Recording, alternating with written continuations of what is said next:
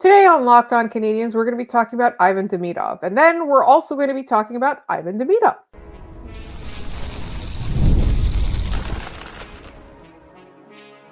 You're Locked On Canadiens, your daily podcast on the Montreal Canadiens. Part of the Locked On Podcast Network, your team every day. Hi there, everyone, and welcome to another episode of Locked On Canadians. We want to thank you all for making us your first listen of the day every day, wherever you get your podcasts, as well as on YouTube, as we are part of the Locked On Podcast Network, your team every day. My name is Laura Sab, also known as the Active Stick, and today we're going to be talking about Ivan Demidov, a little bit more news about him. We are also going to be talking about a new segment my wonderful co-host cooked up, and then we're going to go back to talk about Ivan Demidov and seeing if maybe he can inject some life into this power play. But first, Ian, how are we feeling now that we have some idea as to when Ivan Demidov is going to be with this team? I can't say in Montreal, I can say with this team. It's really funny because I had told myself, as many of us have, that you're just going to have to wait until the fall. He'll be here in the fall. Don't worry. He's going to sign. And we were all very content waiting that long because I think that the team on the ice has pacified us in a certain way. But now that it's Monday that we are looking at as a potential start against the Chicago Blackhawks, it feels like 100 years.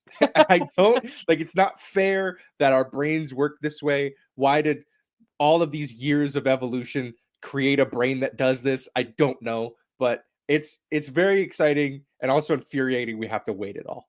Yes. So, as Habs fans are, want to do, they tried stalking Ivan Demidov. There were multiple reports of which plane he was on. It turned out he was in a country they nobody even guessed, waiting for his paperwork. But the expectation is that he will join the Montreal Canadiens on Friday night as they arrive in Toronto. That is the current expectation, and which would mean that the most likely time for him to debut would be on Monday against the Chicago Blackhawks.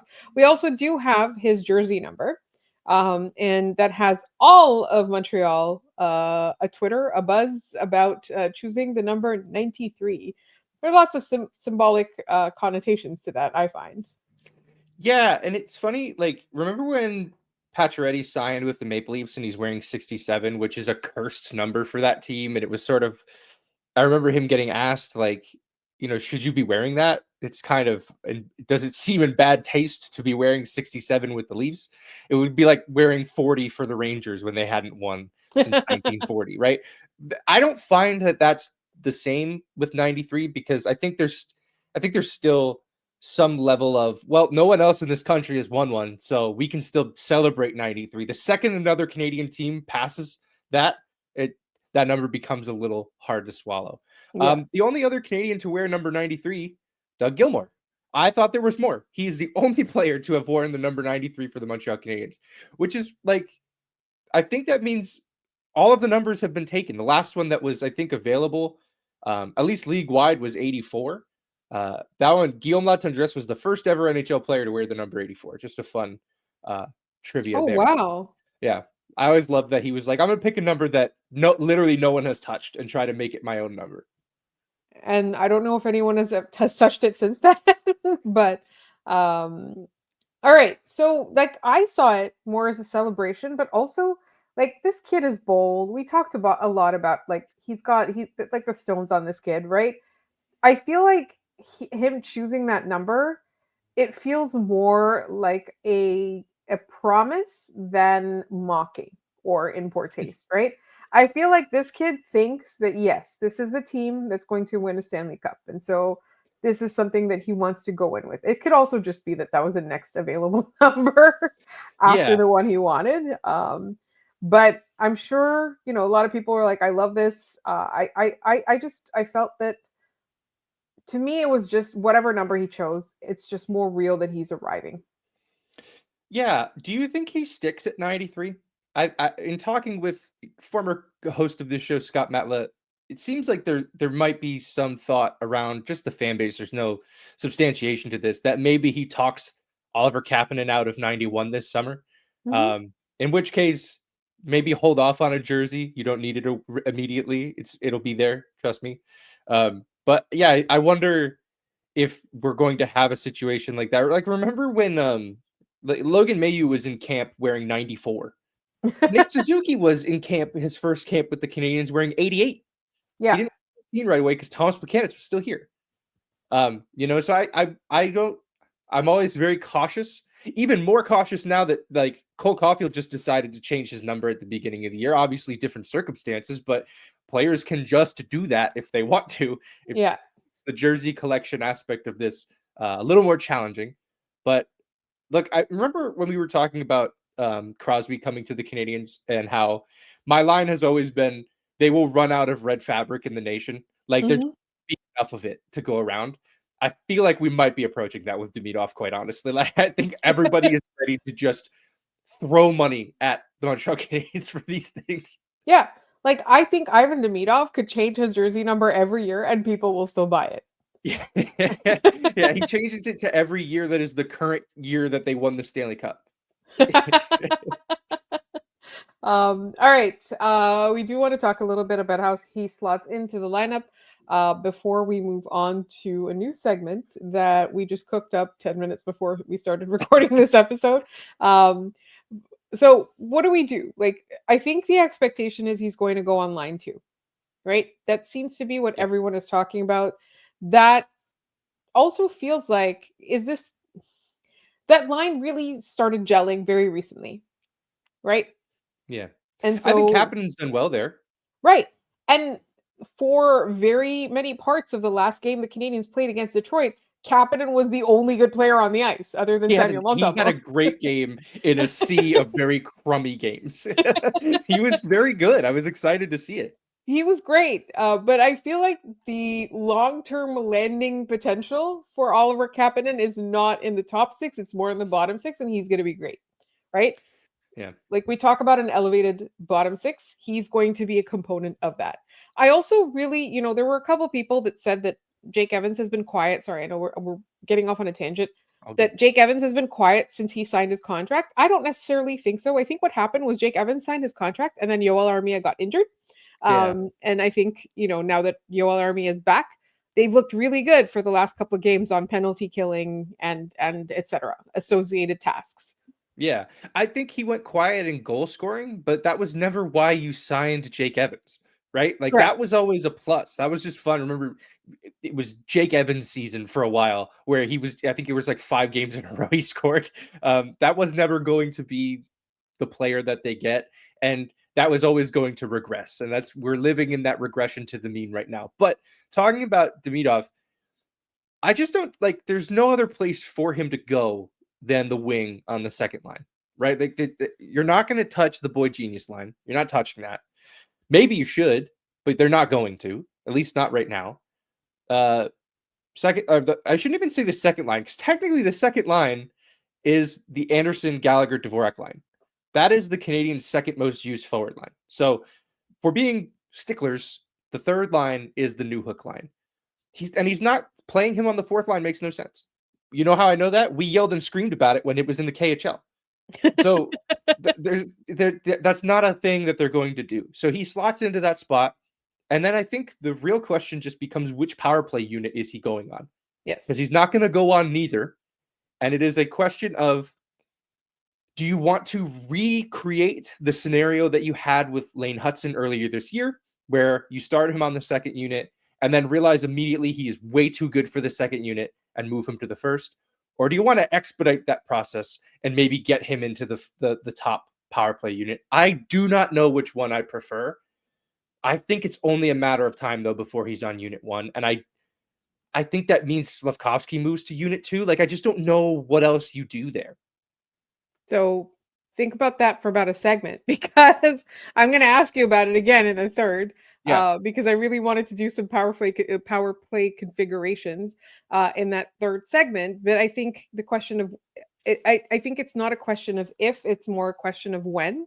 Because even if it's like, oh, we're heading into the playoffs, assuming, knock on wood, they make the playoffs, we're heading into the playoffs with a process. Like, the power play process is not working. So they can't head into the playoffs with that process. They can head into the playoffs with their PK process and a whole bunch of other stuff. They cannot go into the postseason without doing, or at least trying something on that power play. So we'll talk about Demidov within that context a little bit later. But up next, we're debuting a new segment called To See or Not to See. And we're going to basically debate whether the Canadians should go after certain second line centers until they find their second line center of the future. And this week, it's Mika Zibanejad's turn. And we're going to talk about that in just one moment.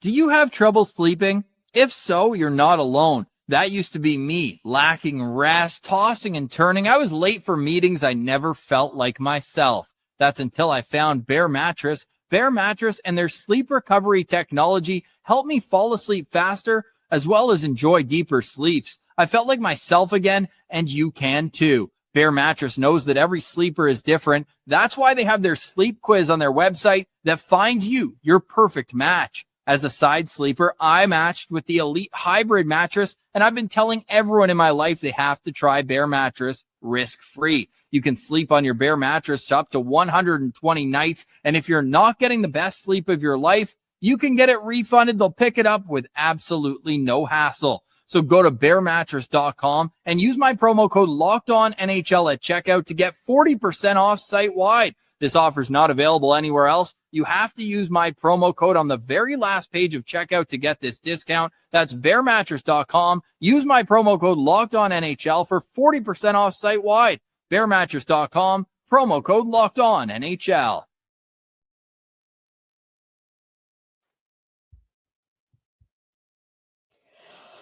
All right, before we get into our segment, I really need to remind everybody about our contest. Our contest is for a signed picture of Josh Anderson when we hit 4,500 subscribers. And when we hit 5,000 subscribers, there is a signed picture of Robert Jacki up for grabs. Ian is graciously parting with his pictures, as he did. If you've been around long enough, you know that he did, in fact, send his precious Carey Price signed photo to a listener. And all you have to do is be subscribed to us. That's one.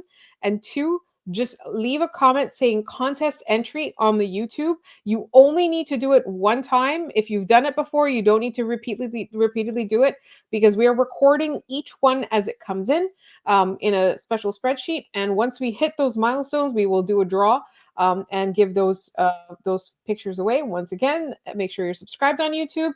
Leave one comment at any point between now and the end of the contest saying contest entry, and we will put your name in a draw. And those same names will continue to go in until we get to 5,000 subscribers. So you just need to do this once. Not every day, not more than once, just once. Can I read some of my favorite usernames that have been submitted really quick? I've just been collecting them. Yes, and I really, yes. Commenty McCommenterson, fantastic, great name.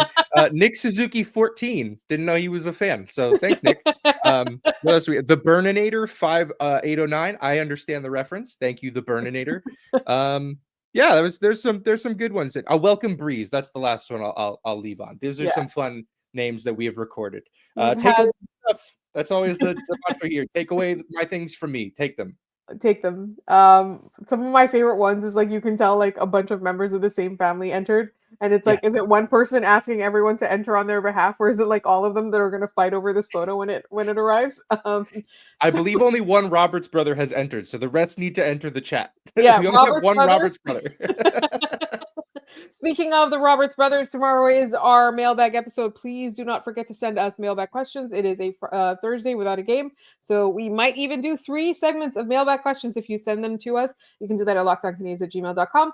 Leave it in the YouTube comments. Send it to us on Instagram, Blue Sky, or TikTok. The handles for all of those are Locked On Canadiens. All right, we got to get to this segment.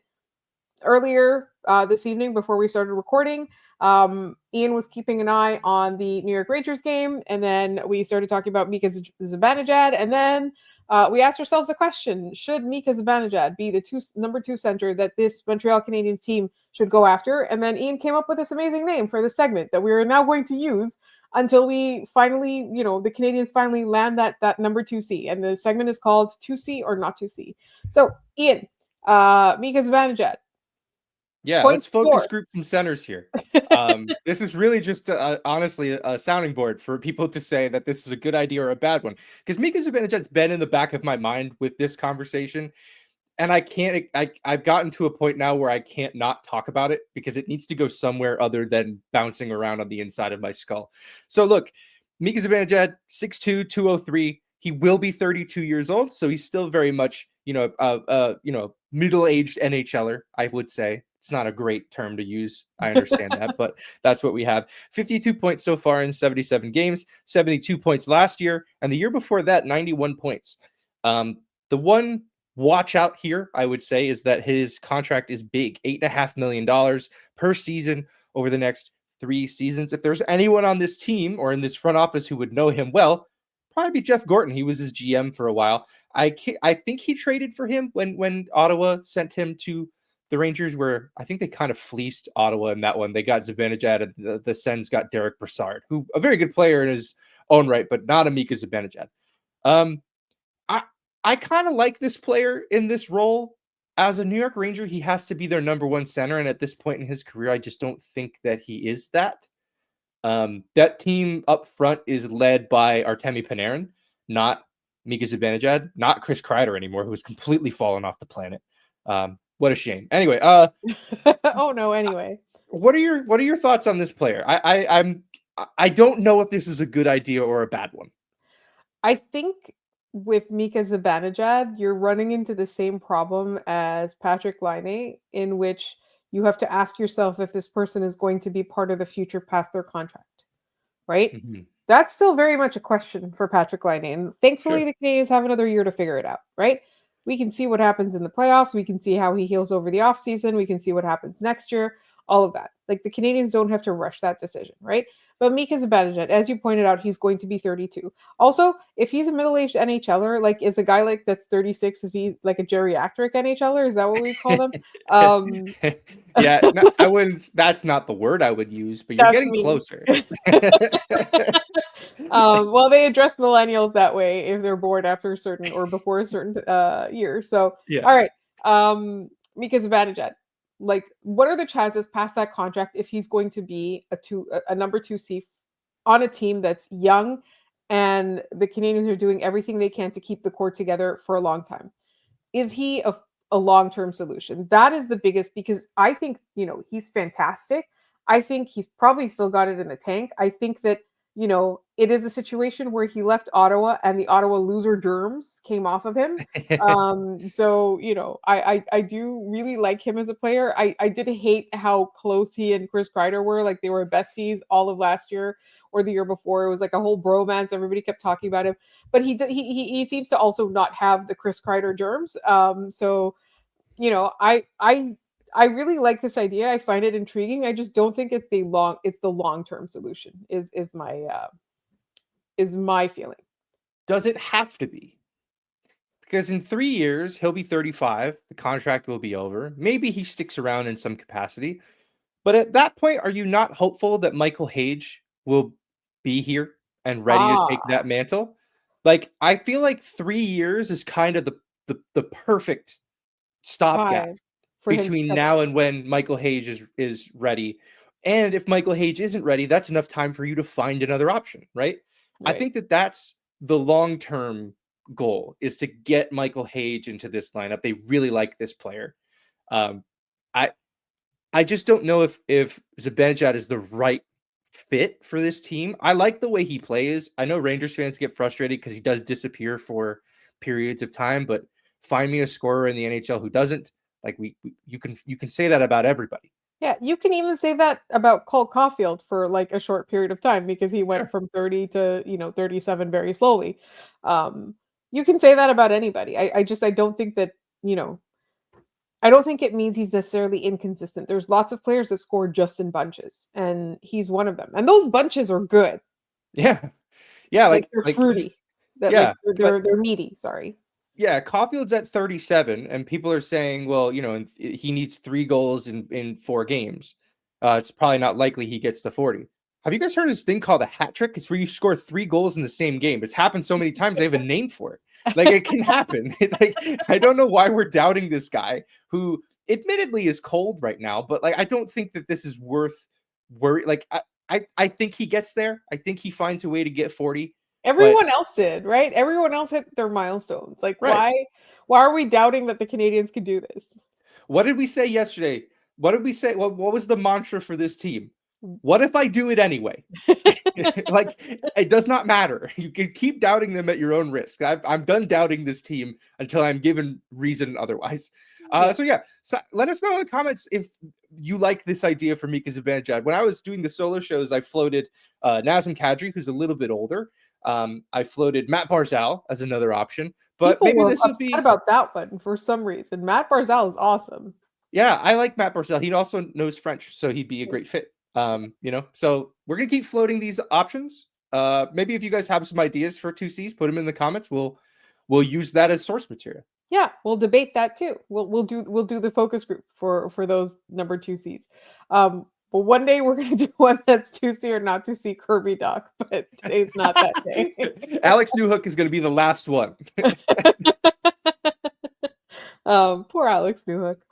All right, we are going to get back to talking about Ivan Demidov because what else is there to talk about? There's actually a lot to talk about, but Ivan Demidov is really the topic du jour, and we're going to try and talk a little bit about the power play. And don't forget, we have trivia coming up, and the answer for yesterday's is pretty fun, but the new question is fun too, and that's all coming up in our final segment, which is coming up next.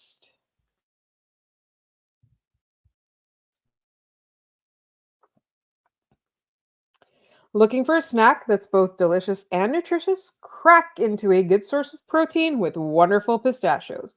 Wonderful Pistachios is one of the highest protein nuts. Each 1 ounce serving has 6 grams of protein, giving you over 10% of your daily value. Plus, they're packed with fiber and better for you unsaturated fats to help keep you feeling fuller longer.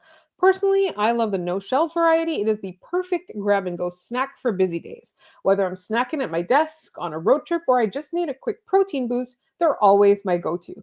And if you love cracking open every shell for that satisfying crunch, the in-shell options are also a classic favorite. Get snacking and get cracking with the snack that packs a protein punch.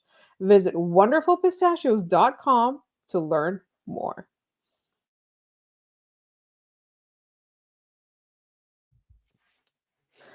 All right, we started talking about Demidov and the power play in our first segment. Let's continue that conversation. The Montreal Canadiens power play is abysmal right now. It is not happening.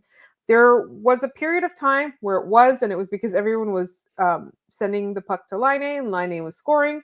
Now teams have figured out that Patrick Laine can score goals on the power play, and they've game planned against it. I think for me, the biggest problem with this power play has always been that they aren't dynamic enough. One major criticism is the amount of drop passes, the way they gain the zone if they ever lose it. That's something that they have to do. So for me, my question is Ivan Demidov going to assist with the dynamicness of this power play? I made that word up. Dynamism. I don't know if that's the right one either. We're podcasters, not words people. Like, that's not fair to us. A quick note on the drop pass. I think that the drop pass itself is the least problematic part about the drop pass. The part about the drop pass that's nuts is that there's one guy on the power play who's moving, and it's the guy who has the puck, and he comes over the line, and then nobody else is with him. And oftentimes what ends up happening, especially on power play 1, is Suzuki just dumps it off to the wall where Patrick Laine is standing, and Laine panics and makes a bad play because it's never a good option. He's not great. I love this player. That is a fault of his that drives me absolutely bonkers. It's just like the puck gets to him and he just doesn't know what to do. And if he can't get it to Lane Hudson, they might as well just chip it back to Montembeault and hope that he can start the rush. But I think you're right. The power play, once they're in the zone, is not very dynamic. It is a one option power play. We've talked about it a lot on the show. People who listen every day will know that. It's a matter of teams recognizing that Patrick Laine is really the only guy they want to shoot and saying, we're going to just stick a guy here. If you beat us 4-on-3 on the other side, cool. But we don't think you're going to do that because the evidence tells us you won't. Yeah. So I don't know if Demidov might add that aspect, that element to their power play. But I think it needs to be a more like philosophical adjustment that they make. It needs to be the way that they think about the power play, not so much the components that are there, or the decisions that they're making. Just the whole process, I think, needs to be revisited. And they've had, they'll have a couple days off between games. Maybe they'll work on it. Who knows? But I think you're right. Like, they lack a dynamic, game-breaking player, which is crazy because Lane Hutson's on there. Like, there should be more options. The problem is he's the furthest away from the net, being as dynamic as he is. Right. And the thing is, what happens is it starts at Lane Hutson and then it doesn't continue. Whereas when they do score, it's because it starts at Lane Hutson and it does continue, right? Like, so like there's something about that man advantage that is really tripping them up. So what do we think they're going to give him a shot before the playoffs? I think at least he's going to get power play 2. They're going to put him on there. Sorry, Kapanen or Heineman or whoever else is there.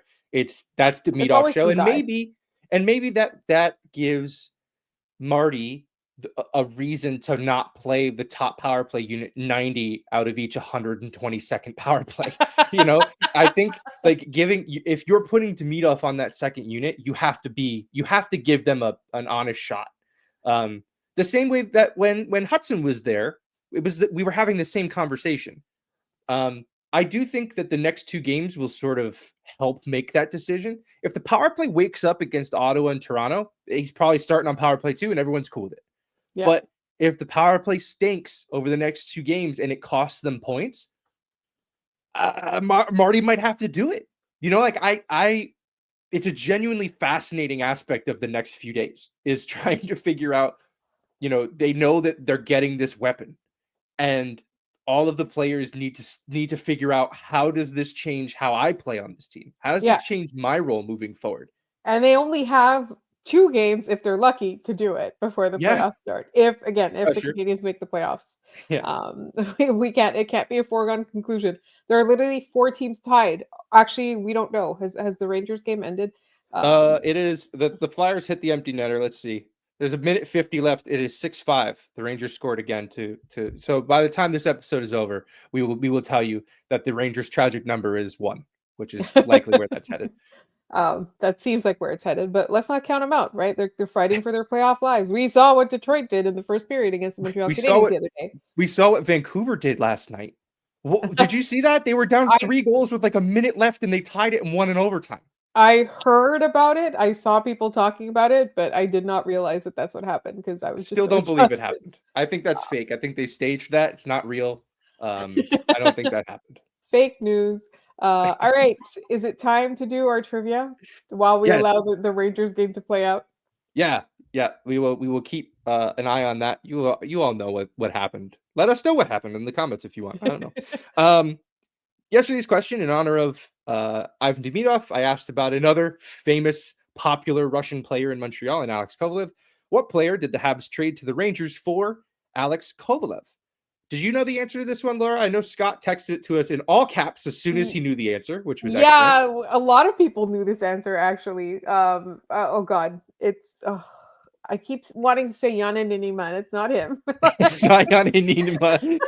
That's very funny. What's his name? Oh man. Okay, I'm sorry. You're gonna have to give it to me. But because there's a fun aspect to this as well. It is Joseph Bulej. And a second rounder. Yes, there was a pick in there as well. Okay. But the pick is less important. The best part of this is, who did the Canadiens offer to the Rangers, and they picked Bulej? I don't know this one. Who was it? Thomas Plekanec. No. That's real. That is like the alternate reality where the Knights were fine sending Cody Glass to Montreal instead of Nick Suzuki. Like that is the alternate reality I don't want to live in. Except in this one, it helped us. We got to see Thomas Plekanec. That was pretty cool. All right. So lots of folks had that one right. Good sport. Jason L. HJ Cuneo. I'm doing my best out here, man. Super Rain, Gilles Dor, and of course, we will say Stanley Gallant Jr. and one Scoot Mortla. So yes, congrats to everybody for getting that right. Also, I believe Super Rain did get Zetterberg yesterday, but we just missed it. Yes. He did. I Yeah, see we that. said Super nobody Rain, got it. apologies. Yes, we said nobody got it, but it was Zetterberg. But I promise you that I did not know that when I guessed Zetterberg. It was literally a shot in the dark. Like a lot of the times when I do get these trivia questions correct when Ian asks them, I literally just guessed, and that was one of them.